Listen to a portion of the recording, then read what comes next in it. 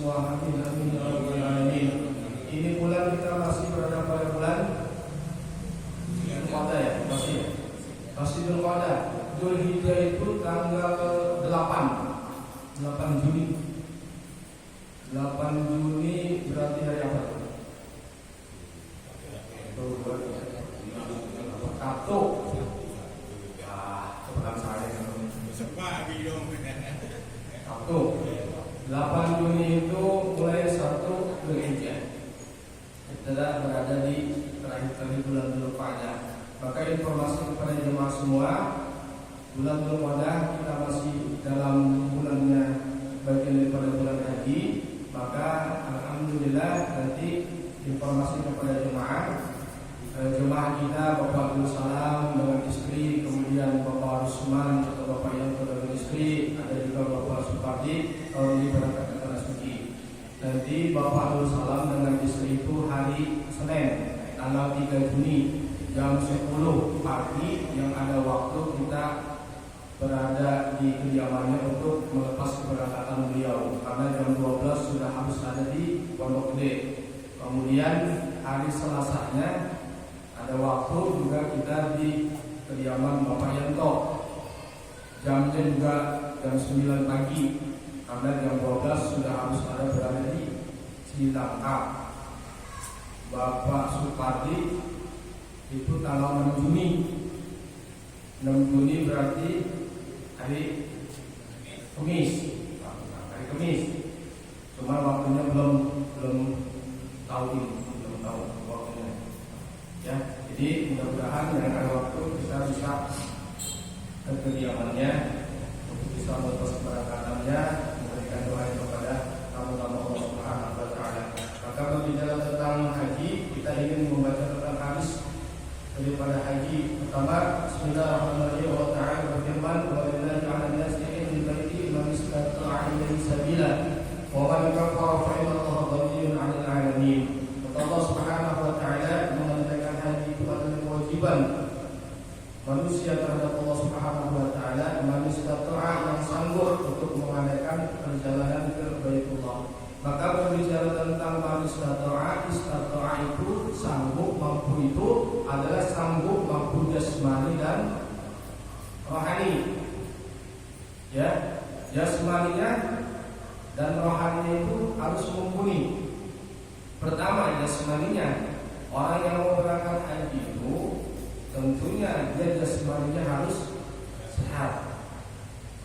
Jasmani itu berarti badannya, tubuhnya sehat. Ya. Rohaninya, akalnya juga dia sudah dalam keadaan dalam keadaan gila maksudnya. Sehat semua. Jasmani rohaninya sehat. Ada orang yang jasmaninya sehat tetapi akalnya sakit. Ada kan? Ada. Dua nggak wajib haji. Jasmaninya sehat, akalnya bermasalah. Itu nggak wajib. Ada juga akalnya sehat tetapi jasmaninya sakit, stroke, mohon maaf, lumpuh, mohon maaf, waduh repot.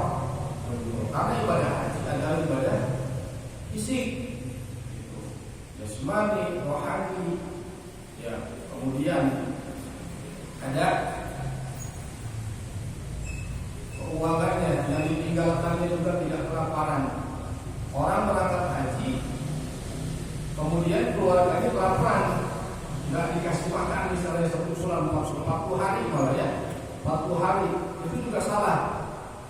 Dia punya dana, dia punya uang untuk berangkat ke Tanah Suci, ongkosnya, tetapi tidak memberikan ongkos kepada keluarganya, sehingga keluarganya itu kelaparan, ngais-ngais, jadi minta-minta, tetapi orang tuanya bisa berangkat ke Tanah Suci, itu juga salah. Jadi yang berangkat dan yang ditinggalkan itu juga sama-sama senang, gitu ya, sama-sama senang. Seperti jasmani, rohani, dia sanggup punya harta yang cukup. Maka kalau katakan Kiai kemarin, Kiai Imran Musyari itu ada haji itu haji kemarin masih ingat? Nisab. Ya, haji besar itu berarti semuanya mumpuni. Jasmaninya mumpuni, rohaninya mumpuni, ya, punya uang, udah waktunya berangkat kemauan berangkat. Ya, itu haji besar. Jadi seperti itu. Tapi melihat sekarang ini, dalam tanda kutip rada-rada sulit untuk bisa berangkat ke tanah suci. Waktunya lama, uangnya besar. Reguler itu hampir 60 juta. Waiting listnya 15 sampai 25 tahun. ONH plus itu berapa?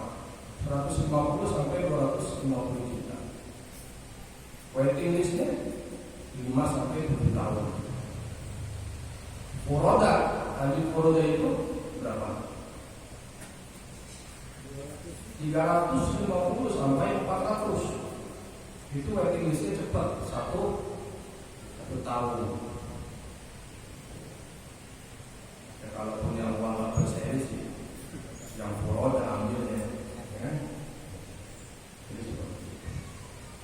Tapi tidak boleh mematahkan semangat. Tetap harus ada ikhtiar, kemauan untuk bisa berangkat ke tanah suci. Mana manusia terang ini tidak dia mampu untuk bisa berangkat ke tanah suci. Wa ibn Umar radhiyallahu anhu anna Rasulullah sallallahu alaihi wasallam qala buniyal Islam ala khamsi bi syahadati an la ilaha illallah wa anna Muhammadar Rasulullah wa iqamis shalah wa ita'iz zakat wa hajjil baiti wa shaumi Ramadan. Ini tentang rukun Islam. Rukun Islam itu didirikan atas 5 perkara. Pertama, syahadat. Kedua, mendirikan sholat. Ketiga, berzakat. 4, puasa. 5, pergi haji. Itu yang benar sesuai syariat. Pergi haji ke Baitullah, bukan pergi haji ke Egois, pesantren, Al-Zaitun. Itu salah. Kan ada begitu. Ya, jadi seperti itu. Jadi berapa itu? Jadi haji itu menyempurnakan daripada rukun Islam. Yang 1, 2, 3, 4, 5 adalah pergi haji, menunaikan ibadah haji ke tanah suci. Maka sering kita sampaikan, kalaupun mereka itu tidak tahu kapan dan waktunya untuk bisa berangkat ke tanah suci, maka tetap harus ada kemauan, keinginan untuk bisa berangkat ke tanah suci. Minimalnya adalah umroh. Umroh itu mengobati rasa kangen. Tetapi kalau mereka sudah umroh, berapa kali pun umroh, maka tetap diwajibkan untuk berhaji. Walaupun dia 100 kali umroh, ya, tetap wajib untuk haji. Wajib haji itu hanya 1 kali. Kalau uangnya banyak, boleh berkali-kali. Tetapi wajibnya haji hanya sekali. Kalau punya uang, boleh berkali. Tapi lebih amannya, outdoornya adalah ketika di sekitaran daripada orang yang kaya itu, dia ekonominya, tetangganya itu bisa makan, tetangganya itu tidak kelaparan. Itu jauh lebih utama daripada dia harus berhaji. Sedangkan kanan kirinya ada tetangga yang kelaparan. La yu'minu adakum. Tidak disebut orang beriman manakala dia tahu tetangganya itu dalam keadaan kelaparan dan dia tahu keadaan. Maka itu lebih faktornya adalah seperti itu. Maka ada satu riwayat penyebab. Ini pernah saya sampaikan. Di zaman ulama, pada zaman itu ada seorang ulama itu yang alim, yang saleh, yang taat. Ini ribuan tahun yang lalu.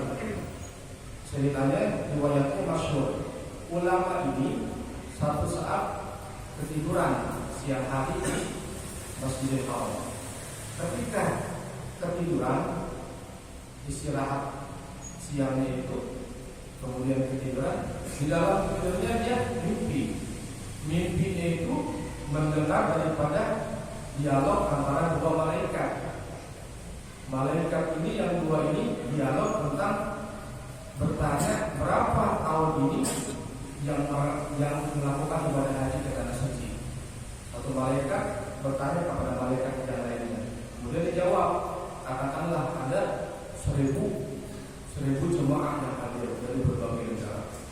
Namun ketika dijawab seperti itu, dijawab lagi sama yang bertanya itu malaikat, tahu nggak dari 1000 yang berangkat haji itu ternyata tidak ada satupun yang diterima hajinya. Ulama itu mendengar itu percakapan dialog antara para dua malaikat itu. Nah, yang diterima. Ini 2 tahun yang lalu sih riwayatnya. Kemudian cuma ada satu yang diterima. Yang diterima itu adalah orang yang berada di ujung kota Madinah. Siapa itu? Orangnya itu adalah yang pekerjaannya suka sok sepatu. Terbangun itu ulama dari tidurnya, ternyata kaget. Tahun ini yang dia sendiri juga berangkat haji pada saat itu, ternyata tidak ada satupun yang diterima ibadah hajinya. Yang diterima itu adalah ada seorang yang miskin yang berada di ujung kota Madinah. Dia adalah seorang Ansor. Kemudian ulama itu bergegas nyari itu tukang sol itu yang dimaksud. Sampai di ujung kota Madinah dicari di pemukiman orang-orang miskin, ternyata tidak ditemukan. Dicari lagi di pemukiman yang paling miskin, ternyata ditemukan di salah satu ujung kota Madinah. Ternyata itu ada tukang sol sepatu. Kemudian ditanya, namanya Fulan bin Fulan. Apakah tahun ini engkau berangkat ke tanah suci untuk haji? Maka tukang sol sepatu itu, niat ada, uang sudah ditabungkan, tetapi aku tidak bisa berangkat tahun ini. Karena apa? Karena apa coba? Karena apa? Karena ketika karena apa? Uang sudah ditabungkan, uang sudah disetorkan, tahun ini berangkat haji. Namun ketika mau berangkat, ternyata ada tetangganya yang kelaparan.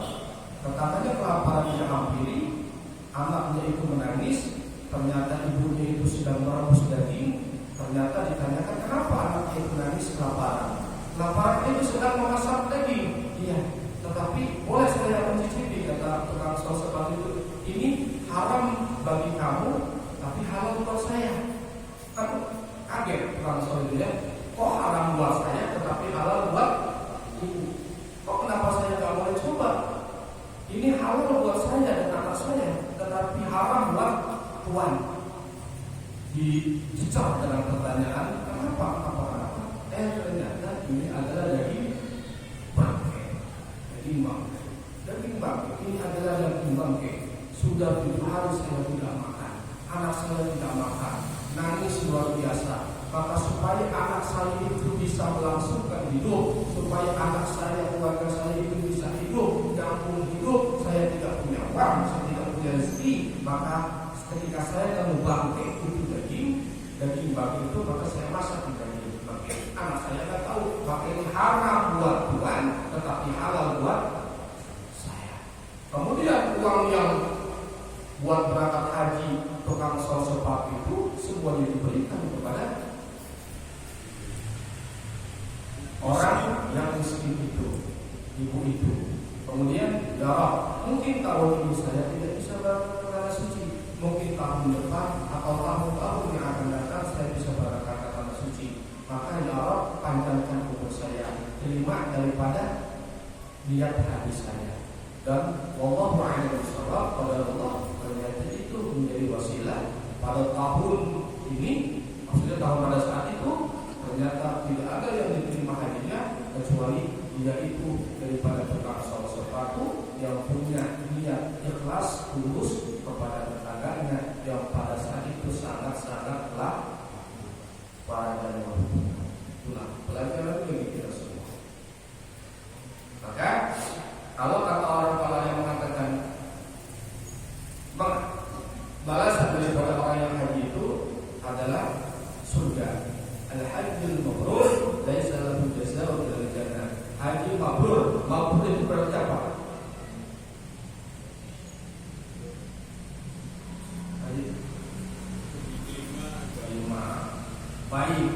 makbul, ya, diterima. Maka tidak ada balasan bagi haji yang mabrur dan mabrurah melainkan adalah surga Allah Subhanahu wa taala. Kemudian Abi Hurairah radhiyallahu anhu qala qala Rasulullah sallallahu alaihi wasallam ya nas Allah qad faradu al-hajj wa hujju wa qala rajulun aqul 'amin ya Rasulullah fasakata hatta la balasa. Maka Rasulullah sallallahu alaihi wasallam law kuntu na'am la wajaba kama istata'tu thumma qala dharuni wa taraktu fa inna ma halaka man kana qablakum bi kasrati su'alihim wa ikhtilafihim 'ala anbiya'ihim wa idza amartukum bi syai'in fa'tu mastata'tum wa idza nahaytukum an syai'in fad'uhu. Dari Abu Hurairah radhiyallahu anhu ketika Nabi kita Muhammad itu berkhutbah di hadapannya ini di mana ada Nabi itu menyampaikan kepada semua manusia, ya Yohanes, qad farada 'alaikumul hajj, telah diwajibkan atas kalian semua itu untuk melakukan ibadah haji, maka berhajilah. Ini sama halnya ketika pernah saya sampaikan ketika Nabiullah Ibrahim itu selesai membangun Ka'bah, ya, mendirikan Ka'bah, kemudian diperintahkan Allah untuk menyeru daripada seluruh umat manusia. Maka Nabiullah Ibrahim berkata, bagaimana suara saya akan sampai kepada penjuru sedangkan saya adalah orang yang lemah. Kata Allah, tugasmu itu menyeru dan aku akan menyampaikan. Maka dalam riwayat itu gunung-gunung yang tinggi kemudian merendahkan supaya suaranya Nabiullah Ibrahim itu tidak terhalangi oleh gunung yang tinggi. Kemudian dataran gunung itu meninggi supaya suara Nabiullah Ibrahim itu sampai. Ternyata ketika disuruh Allah Nabiullah Ibrahim untuk seluruh umat manusia ini, maka mereka itu yang di alam arwah, mereka itu yang masih tersimpan di sulbinya laki-laki, yang masih tersimpan di rahimnya wanita itu, mereka itu menjawab daripada panggilan haji daripada Nabiullah Ibrahim alaihissalam. Labbaik wa labbaik, labbaik la syarika lak labbaik. Menjawab daripada panggilan Allah melalui Nabiullah Ibrahim alaihissalam. Itu. Ya, dulu deh. Allah a'lam bishawab. Dan kembali.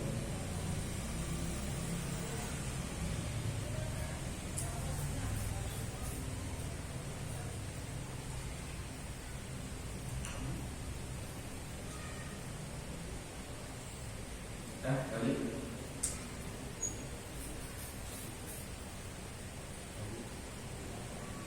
Nanti mabrur dan mabrurnya haji itu terlihat setelah pulang haji.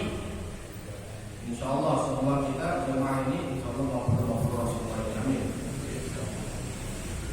Ada seperti halnya orang yang mendapatkan Lailatul Qadar.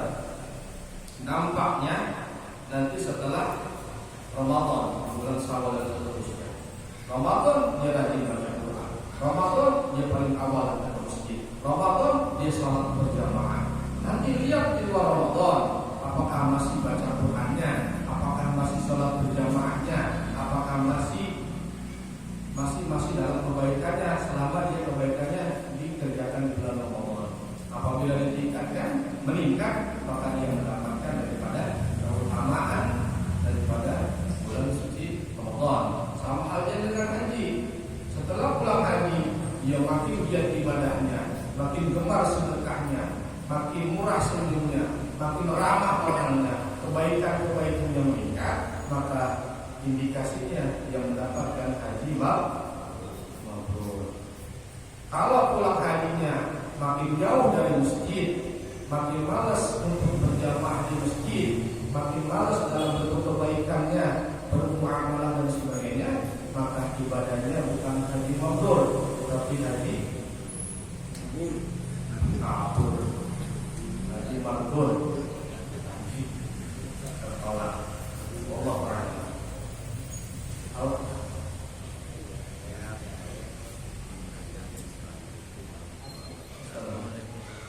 Pertanyaan saya begini,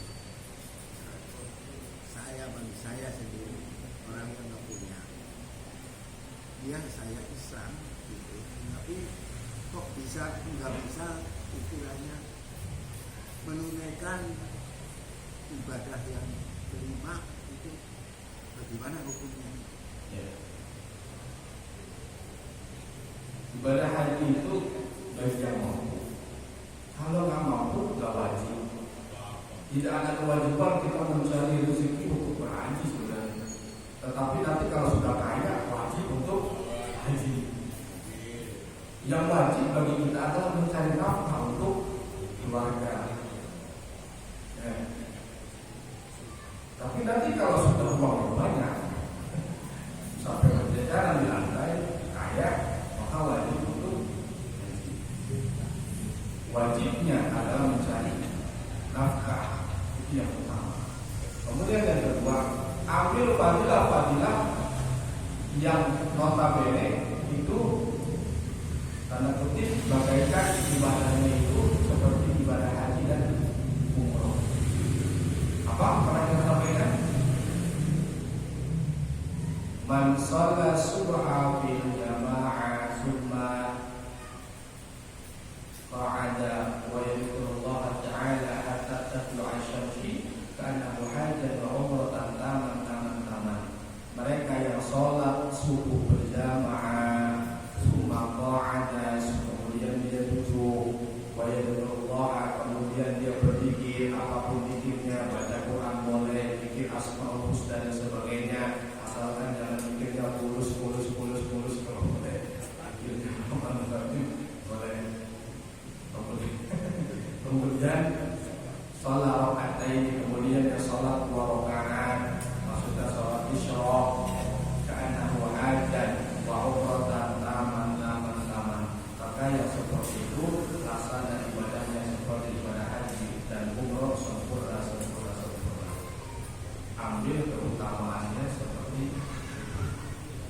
Tapi bicara tadi mulus, mungkin pernah lihat ya satu kisah itu, ada orang dari Zimbabwe ketika berada di hadapan Ka'bah itu, dulu pernah saya sampaikan orang Arab Badui yang ketika tawaf itu doanya ya karim, pernah kan? Ya, pernah ya karim pernah. Tetapi zaman ini itu kan ya karim zaman dulu ketika bersama Nabi Muhammad SAW, zaman Nabi SAW. Zaman ini tahun 2023 kalau tahun 2022, orang yang berhaji ketika tawaf, ketika di hadapan Ka'bah, orang dari Afrika itu doanya bukan ya karim, bukan subhanallah, alhamdulillah, wa barakatuh, itu memang seperti itu harusnya. Tetapi doanya apa? Di hadapan Ka'bah dan mengintai Ka'bah itu, ya fulus. Tahu nggak fulus? Kamu percaya kan? Nah, berarti kurang update, ya. Kurang update kawan. Doanya yang begini, pas contoh ketika di hadapan Ka'bah, fulus, sampai orang Arab itu melihatin, nanti orang Afrika itu. Kemudian orang Arab itu ngomong, bahasa kitanya, jangan doa fulus terus, minta surga. Kata orang Afrika itu, ya fulus juga surga juga. Tapi bahasa juga ya. Orang Arab itu ngomong nih, jangan cuma minta fulus, jangan cuma minta uang, tapi minta juga surga. Tapi dijawabnya, ya uang juga surga juga. Fulus tetap, jangannya kata fulus. Doanya makbul. Orang Afrika itu bukan orang kaya, orang miskin. Ketika berdoa seperti itu, fulus di tahun 2022 kalau nggak salah. Di tahun berikutnya itu ternyata dia jadi pengusaha kaya. Tiap waktu dia berangkat umroh. Tiap waktu bisa berangkat umroh dengan doa dia fulus. Nah, Pak RT nanti bisa fulus. Gak apa-apa kan? Ya? Ya amin. Jemaah dorong bukan nih. Ya bisa berangkat semuanya amin. Pokoknya dia kurus. Benar itu. Ini bukan hoax ya. Berarti kurang update kalau yang mendatangkan dia. Ada itu. Orang Arabnya bilang jangan kurus terus, minta surga sama Allah. Ya kurus juga surga juga. ternyata makbul doanya, kemudian di tahun berikutnya dia bisa haji, bisa umroh berkali-kali. Dampak dari doa itu dikabul sama Allah Subhanahu wa Ta'ala, padahal orang miskin. Mau cobain? Nih kabar nih, ini kabar nih. Cobain tulus baru anggap gila. Itu kabar. Tunggu sepi, bisa romen. Ya seperti. Ya nggak bisa langsung ya. Ya, maksudnya gladi resik dulu, Pak Haji. Latihan dulu ya. Bapak, justru saya dulu begitu. Kita lemari, saudara bisa cium. Alhamdulillah. Ininya dia lupa ininya. Ya itu hanya reaksikan. Beda-beda. Harus yakin. Maka kalau berbicara ilmu fikih itu, kalau ilmu fikih kan ada wajib, sunnah, makruh, haram dan lain sebagainya. Tetapi di atas itu ada takwa. Takwa itu di mana Allah itu suka atau tidak suka dengan ibadahnya. Menurut keilmuan, kalau orang tahu itu sesuai dengan doanya. Dari rukun yamani ke rukun hajat asal itu doanya yang masyhur. Rabbana atina fid dunya hasanah wa fil akhirati hasanah wa qina adzabannar. Putaran pertama bacanya subhanallah Allahumma seperti kita dan putaran kedua lagi, putaran ketiga lagi. Tetapi di rukun yamani sampai rukun hajat asal itu Rabbana atina fid dunya hasanah. Satu jagat ya. Tapi tidak semua itu orang mendapatkan informasi ilmu seperti itu. Contohnya yang pernah saya sampaikan zaman Nabi yang cuma bisa yakarin ketika tawaf, pokoknya dia bisa yakarin ya. Masih mending bacanya yakarin. Tapi yang sekarang itu zaman Nabi ada. Sekarang Nabi sudah tidak ada. Doanya bukan yakarin lagi. Ya Kudus. Ternyata dia punya niat yang baik, niat yang murni. Mungkin dohirnya bagi manusia nyeleneh, dohirnya bagi manusia ini tidak sesuai. Tetapi Allah tahu artinya orang yang doa dengan tulus. Akhirnya pada Allah berubah kehidupan. Allah a'lam.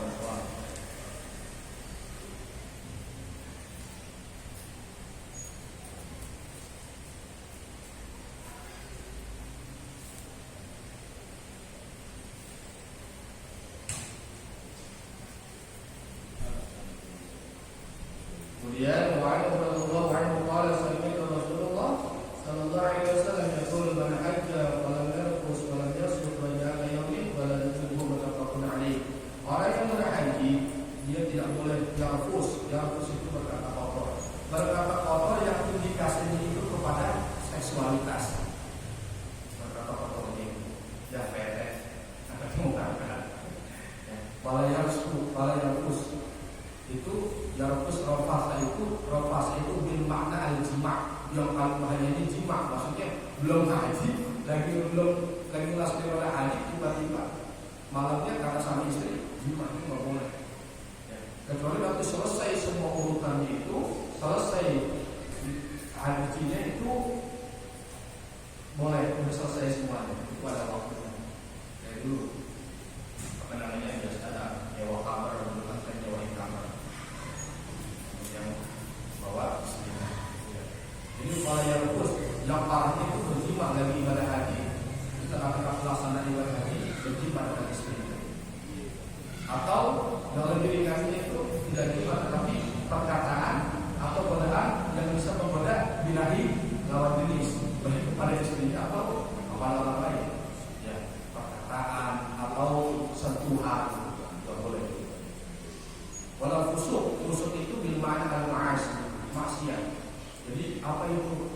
Ya, tidak boleh membunuh pohon, tidak boleh membunuh binatang, kemudian tidak boleh berlaku sombong, tidak boleh merendahkan orang lain, itu ma'asi, ya perbuatan maksiat.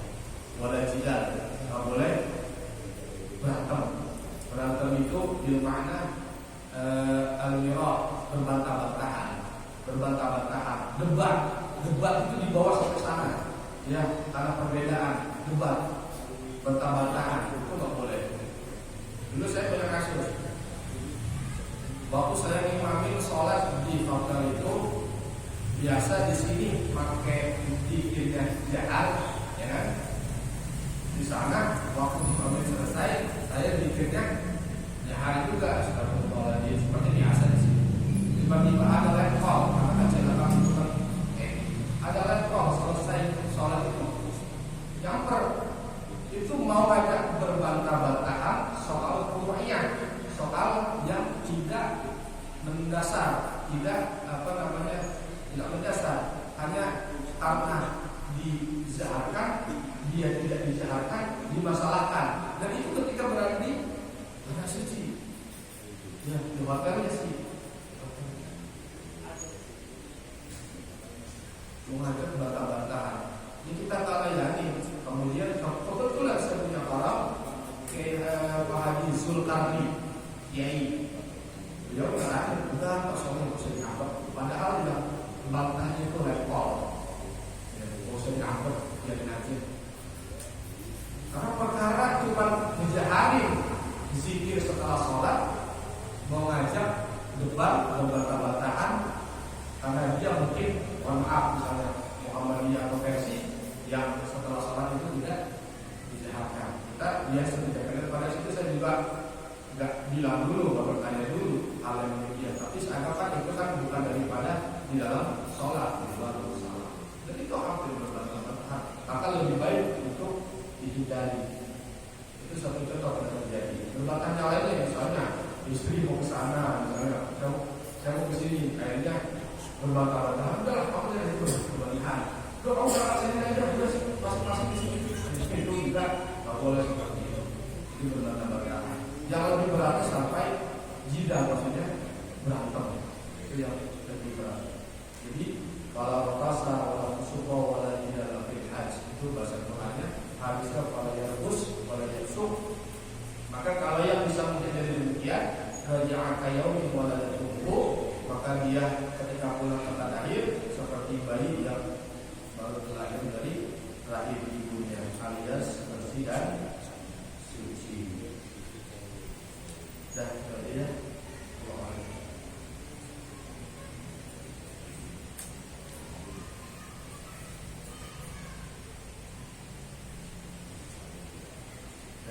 kalau di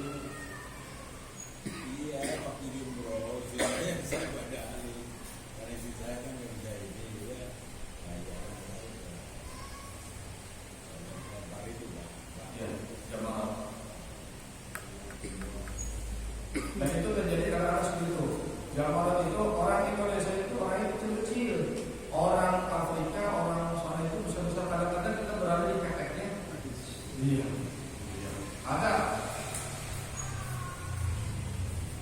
nenek-nenek itu bareng sama saya orang suruh bantu di dusun ini, itu pendek orangnya.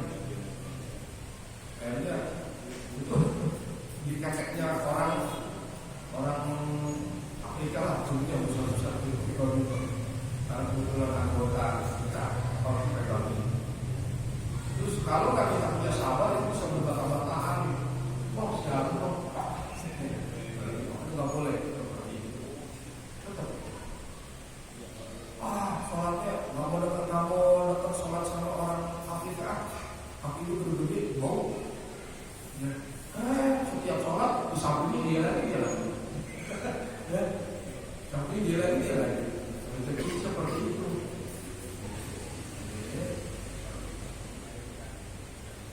Ini nggak boleh. Jadi saya bawa ini. Dan kalau badal haji itu sering orang misalnya badal haji itu adalah dengan orang yang sudah berangkat haji. Itu mazhab Syafi'i itu seperti itu. Orang berangkat haji tiba-tiba meninggal, mau dibadalin. Kalau dibadalin itu orang yang meninggal, maka yang membadalkan adalah yang sudah haji. Kalau badal. Tapi kalau tidak dibadal haji, badal kursi, yang tidak badal haji, artinya apa? misalnya meninggal diganti sama anaknya itu ambil porsi ibunya, tetap itu hajinya buat anaknya, dia bisa berangkat untuk ibunya. Tapi kalau untuk badan haji harus yang sudah Kalau ganti ya, kalau diganti misalnya bapaknya meninggal, yang anaknya yang ganti itu kan badan tapi nerusin anaknya. anaknya yang berangkat haji. Iya. Ya, itu artinya anaknya ngambil porsi yang bapak itu meninggal. Ya. Niatnya buat anaknya itu ketika dia jamarot dia ibadah apa, dia tuh dirinya sendiri. Tapi kalau yang badan haji, setiap ibadah yang dilaksanakan itu niatnya pasti untuk yang ibadah ini. Jadi bedakan seperti itu. Kalau niatnya untuk badan haji, untuk almarhum, hajinya untuk almarhum, maka yang membadalkan itu adalah mereka yang sudah pernah berangkat haji. Tidak sah menurut Imam Syafi'i. Ya. Kecuali kalau tadi ambil porsinya lagi itu lain. Bapaknya meninggal, daripada uangnya diambil, saya deh anaknya nerusin. Dan itu ambil porsi bapaknya, tapi untuk anaknya itu niatnya berangkat ke tanah suci ibadah haji, bukan badal untuk bapaknya. Iya, hajinya itu untuk anaknya. Anak-anaknya ambil porsi bapaknya, karena bapaknya meninggal. Kalau anaknya itu belum haji, tapi kalau anaknya itu udah haji, asalnya anaknya udah haji, saya mau badalin bapak, nah itu pahala hajinya untuk bapaknya. Paham ya? Paham, paham lah. Dikit-dikit, begitulah. Ya, begitulah. Oh ini yang penting mau kulit duit, pulus-pulusnya nanti ya. Lalen. Berarti nanti kalau ada malam ada yang berdiri di sini, ya itu berarti ngamalin di rumah ya. Begini saja. Lihat begini bayangin aja. Kalau yang nggak begini aja. Nah, kan mulai dia. Ya, ya. Muternya di sini pagi. Iya, kita udah lengkap. Ini muternya di sini. Habis selesai 7 kali berdiri di depan sini.